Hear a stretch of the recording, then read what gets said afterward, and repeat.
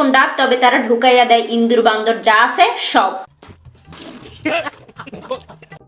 ওরে আমার লুতু পুতু, ওরে আমার পুতু পুতু, একদম জায়গা মতো গেছে। আমি বিশ্বাস করি না। বিশ্বাস না করার কিচ্ছু নেই বাপ্পারাজ ভাই, টিকটকারদের দ্বারা সব সম্ভব। কোনো কথা আমার মান সম্মান সব শেষ করে দিল। মান সম্মান আছে নাকি? তোরে মনের সুতোয় বাঁধা রাখি। একটা মানুষকে কি পরিমাণ যৌবনে ঠেলা দিলে সে গার ভিতরে ইন্দুর বিড়াল সব ঢোকায় নাই? আসলে এরা তো মানুষ না, এরা তো ভিন গ্রহের প্রাণী। ঠিক বলেছো।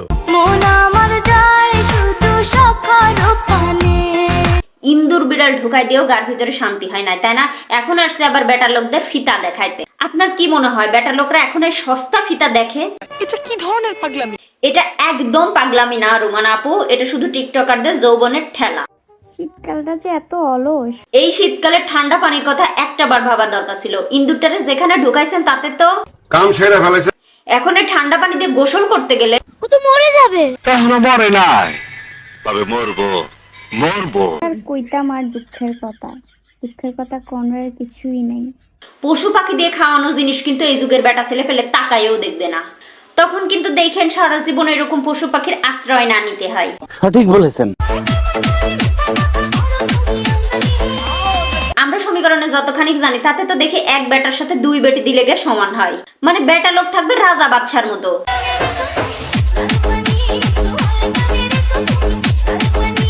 অথচ তোদের দেখে মনে হচ্ছে একদম বাম্পার মারছেন এবার।